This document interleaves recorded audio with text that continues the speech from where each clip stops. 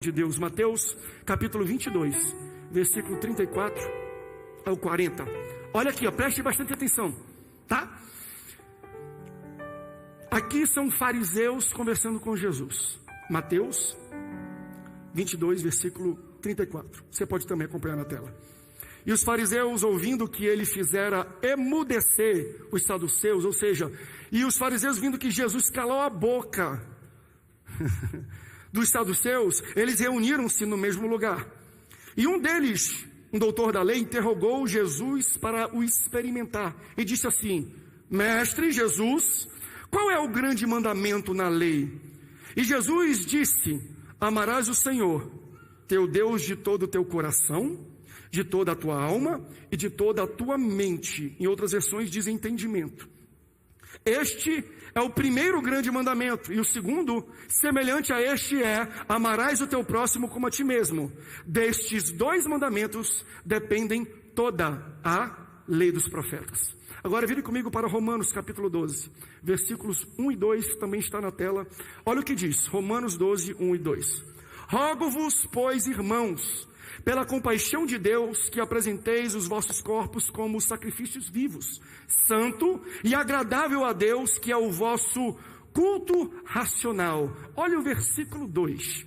Não sede conformados com esse mundo, mas sede transformados pela renovação da vossa mente, para que experimenteis qual seja a boa, a agradável e a perfeita vontade de Deus.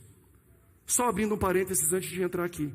Se eu quero experimentar a boa, a agradável e perfeita vontade de Deus, eu tenho que renovar não o meu espírito. Porque quando eu aceito a Jesus, Deus sopra, eu sou salvo e Ele tratou do meu espírito. Mas o que Ele está falando é: você quer viver a vontade agradável e perfeita de Deus? Renove a sua mente. Olha de novo Ele tratando a mente aqui. A mente. E deixa eu colocar até uma base em tudo isso que eu falei.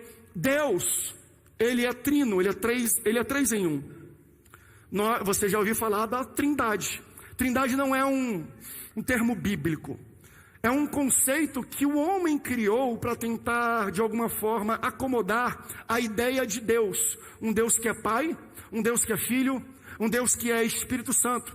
Ele é um, mas ao mesmo tempo Ele é três. Ele se manifesta de três maneiras. Eu me relaciono com Ele de três maneiras diferentes.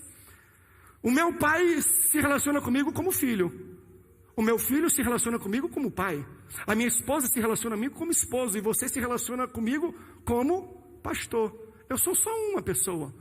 Mas eu me relaciono com as pessoas em maneiras diferentes, em dimensões diferentes, se assim eu posso dizer. Então a matemática de Deus é um pouco diferente da nossa. Ele é três, ao mesmo tempo Ele é um. E Deus sendo três em um, Ele cria o homem à sua imagem e semelhança. E quando Ele cria o homem à sua imagem e semelhança, Ele também vai fazer, coincidentemente, o homem em três instâncias, em três dimensões. Nós somos corpo, nós somos alma e nós somos espírito. Porque nós somos a imagem e semelhança de um Deus que é três, mas é um. É lindo isso aqui. A poesia bíblica é maravilhosa.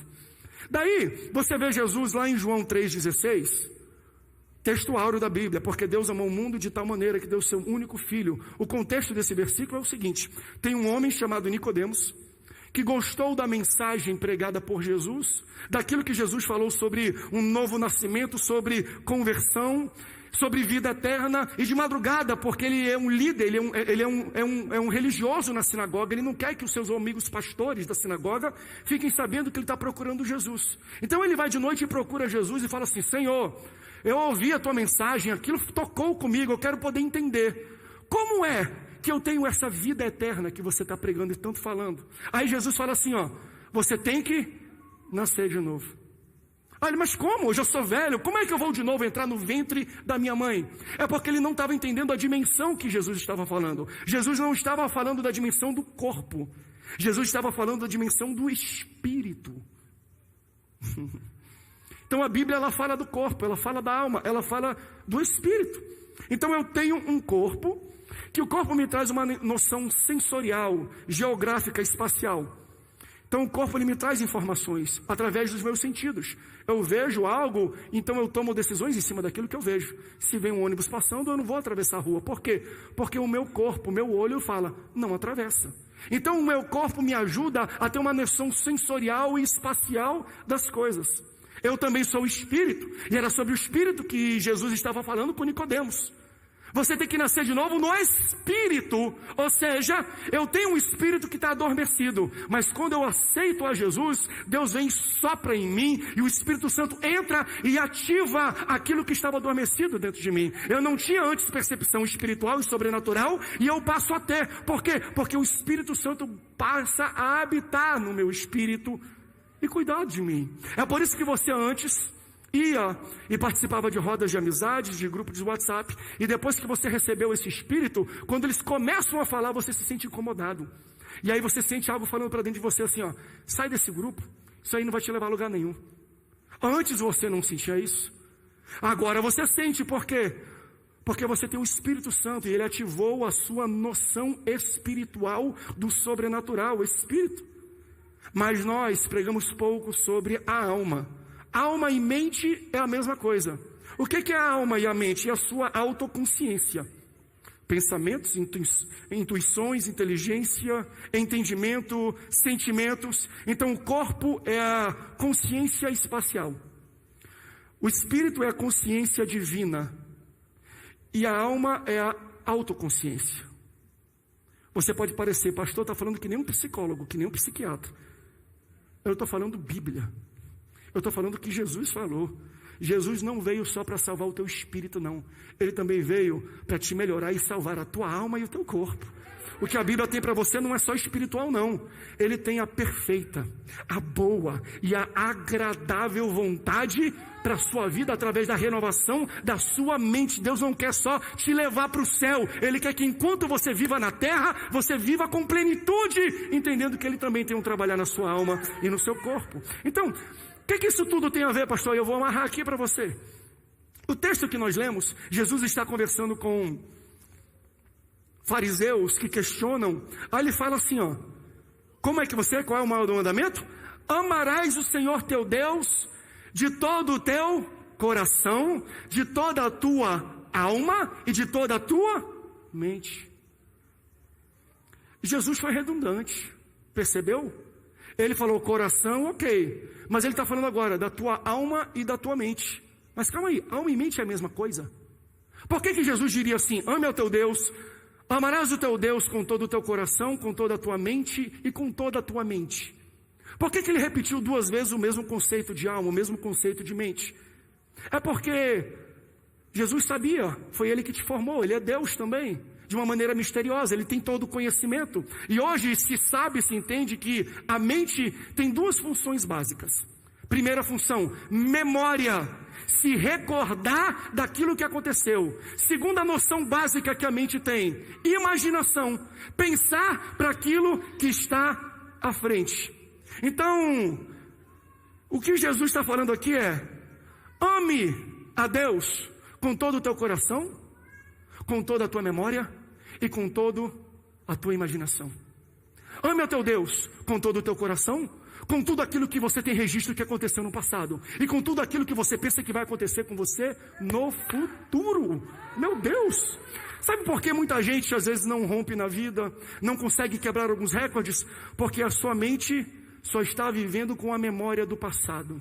Porque você só ativou, você só trabalha, você só tem resquícios daquilo que aconteceu lá atrás. Mas eu vim aqui para te falar, e a Bíblia cita isso, você não tem apenas uma memória que faz você olhar para trás, mas Deus te dá uma imaginação para você pensar e profetizar e ter fé nas coisas que vão acontecer no seu futuro. A memória é do tamanho de um guarda-roupa. A imaginação é do tamanho do universo.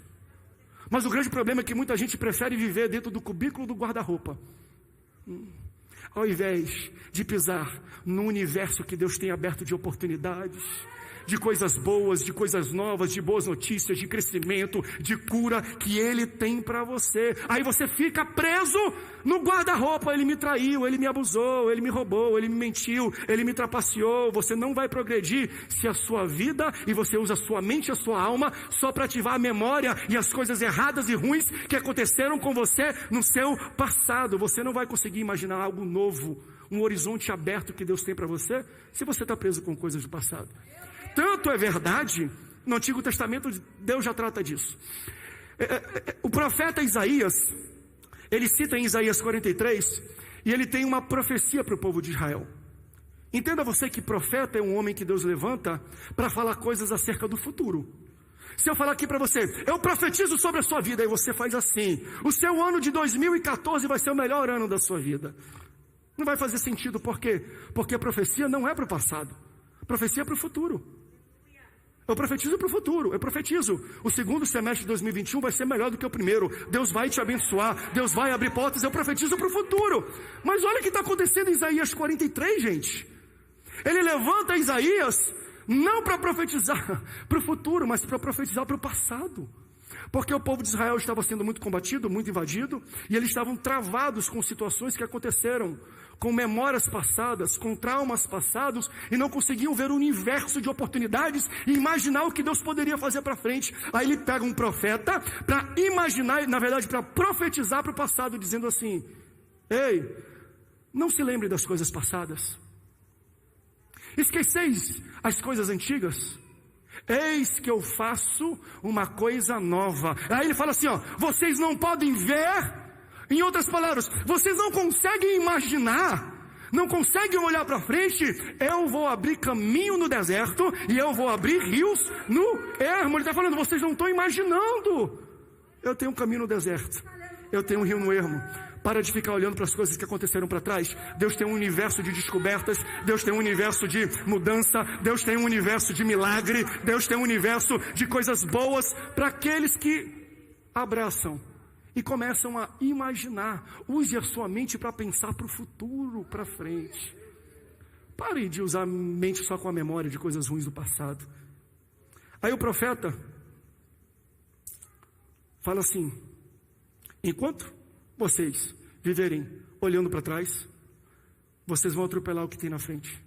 Enquanto vocês ficarem presos com picuinhas que aconteceram lá atrás, vocês não vão conseguir imaginar o que Deus pode fazer na vida de vocês aqui para frente. Efésios 3:20 diz assim, ó: aquele que é capaz de fazer infinitamente mais do que nós pedimos ou pensamos. Ele está falando da imaginação. O que Deus está falando aqui é aquele que é capaz de fazer infinitamente mais do que você pode pedir ou pensar.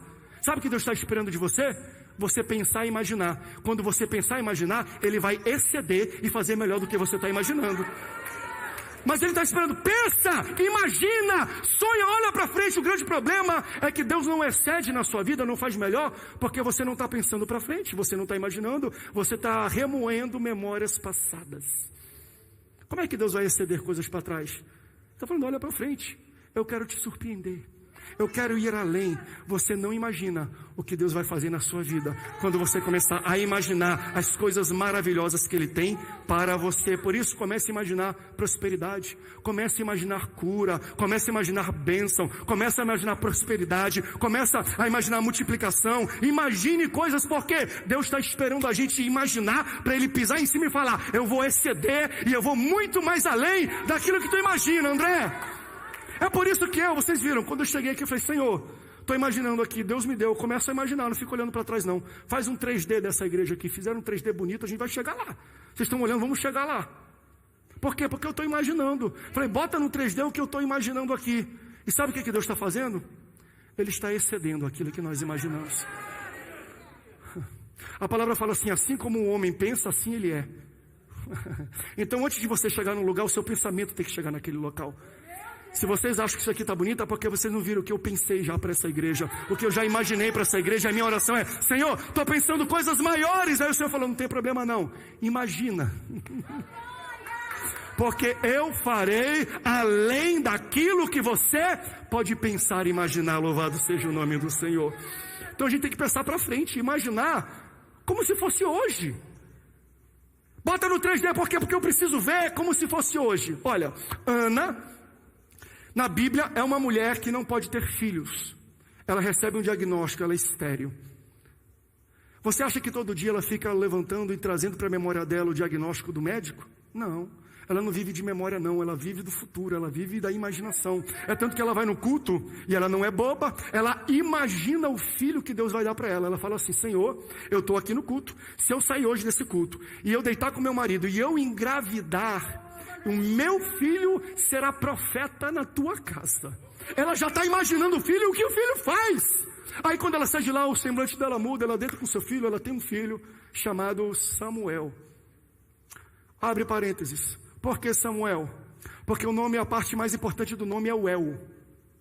El quer dizer El Shaddai, Elohim, Eu Elion. O que ela fez? Ela colocou Deus dentro do projeto e dos planos dela.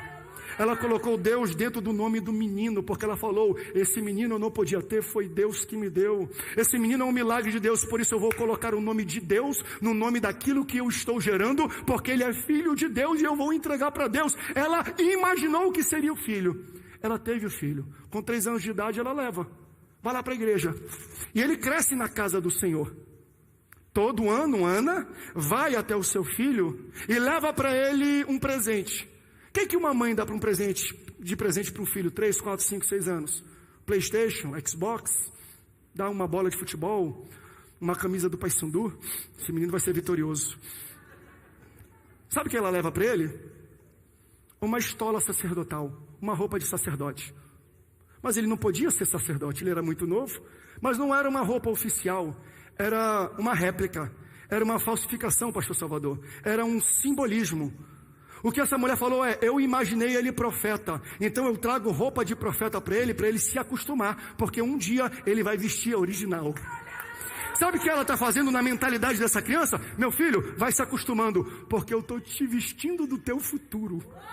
Então o que eu quero trazer aqui para você, está na hora de se vestir do seu futuro. Você não é o que você está, você é o que Deus te fez. Qual é o sonho? O que você imaginou da sua vida? Vista-se disso. Imagine que Deus vai exceder. Quem foi Samuel?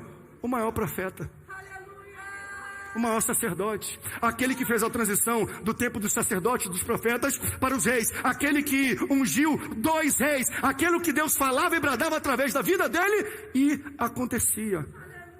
Está na hora de muita gente começar a imaginar o futuro e se vestir hoje como se fosse no futuro. Deus está esperando isso de você, que você mude a sua mentalidade. Mas muita gente está presa, muita gente está travada, estancada, sem movimento, dizendo: pastor, a minha vida está travada. Não é a sua vida que está travada, é a sua cabeça que travou. Não adianta você mudar o espaço físico se o problema não é o corpo, é a alma. Pastor, está dando tudo errado, eu vou mudar de emprego, eu vou para outra empresa. Quando você chegar na outra empresa, você vai ser demitido pelas mesmas razões que você foi demitido da primeira empresa. Você só mudou de lugar, mas não mudou de mentalidade. Então, para você mudar situações na sua vida, não é mudar o local, a coisa física, mas renovar a sua mente. Pastor, eu vou mudar de esposo. Eu tenho que pegar pessoas aqui, ou de esposa, porque está dando tudo errado. Você vai casar de novo e vai dar os mesmos erros, porque você tem que começar a mudar a sua mentalidade sobre o que é casamento e por que você casou. Senão você vai refletir e repetir os mesmos erros diante. Não é mudar de lugar. Transformai-vos pela renovação da vossa mente. Não seja conformado. Você não supera aquilo que você não conhece. Você não pode ir além daquilo que você sabe. O que eu estou falando é: a sua oportunidade e porta será do tamanho do seu preparo, do tamanho do seu entendimento. Estude. Eu nunca vi um pastor pentecostal falando isso, não. Estude. Amplie o seu conhecimento e a sua capacidade de pensar. Quanto mais você aumenta o seu conhecimento, mais você amplia as possibilidades de trajetória da sua vida. Estude. Sabe onde a sua vida parou? Na última coisa que você aprendeu. E eu postei isso na internet. Onde foi? Qual foi a última coisa que você estudou? Qual foi a última coisa? Seja um eterno aprendiz. Quanto mais você amplia a sua mentalidade, o seu entendimento, o seu conhecimento e a sua mente, mais você amplia a sua capacidade de crescimento, de imaginação daquilo que Deus está fazendo. Eu estou pregando isso aqui para alguém. Eu sinto no mundo espiritual Deus arrancando raízes de pessoas que estão paradas, travadas em cima de uma amargura do passado. Deus falando, apaga um pouco as memórias do passado e começa a usar a tua imaginação para ver que eu estou abrindo caminho no deserto e rio no erro, rapaz. Mas pastor, é errado lembrar das coisas do passado? Não, não é isso que eu estou dizendo. O que eu estou dizendo é, se for para lembrar, lembra das coisas boas. Não é Lamentações 3? Quero trazer à minha memória aquilo que me dá esperança. Sabe o que é isso aqui? É o que Daniel faz. Daniel, ele vai para o vale, tem um gigante enfrentando o povo de Israel e ninguém vai. Aí quando ele chega lá, ele fala assim, eu vou enfrentar esse cara. Não. E ele usa, olha que bonito, né? Na mesma ação ele usa a mente para a memória e a mente da imaginação. Memória, olha a didática dele. Ele vê o gigante e ele fala assim, eu já matei leão, trouxe da memória. Eu já matei urso. Leão assusta pelo rugido, urso assusta pelo tamanho. Agora eu estou vendo um homem que grita alto como leão e é grande como urso. Grito eu estou acostumado de ouvir, e urso eu estou acostumado a matar. Pode vir, Golias, pode vir para frente, porque eu já fiz, eu já venci, eu trouxe para minha memória as conquistas. Então se for para usar memória, traz as conquistas.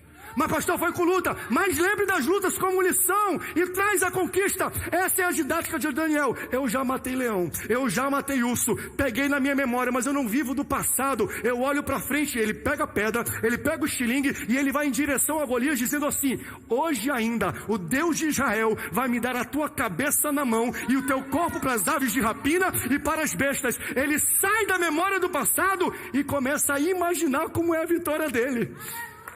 Ai, gente, você pode dar glória a Deus por isso? Eu não estou numa sessão de coach aqui, não. Eu estou pregando o evangelho de Jesus para você. O que Deus está falando é, traz as conquistas do passado, mas olha para frente, porque Deus vai querer que você imagine, e o que imaginar, Ele vai exceder, Ele vai além daquilo que você pode pensar. As experiências do passado te capacitam para viver os gigantes do presente. Mas Deus está esperando. Cadê a transição? Pensa para frente. Imagina, igreja, vamos imaginar São José dos Campos salvo aí dentro aqui desse lugar?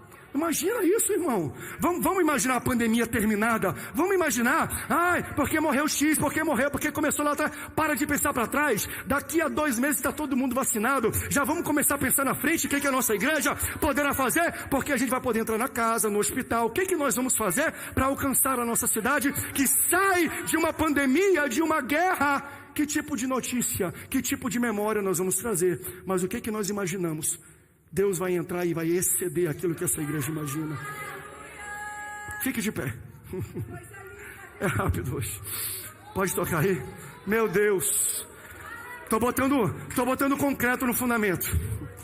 Estou te dando força. É rápido aqui. A flecha é rápida porque Deus quer que você saia daqui animado. Deus está querendo falar o seguinte: eu vou acordar gente de madrugada que eu já tinha dado sonho. Eu vou levantar gente que eu botei vocação e você está parado. Você não imaginou aquilo que eu poderia fazer através da sua vida.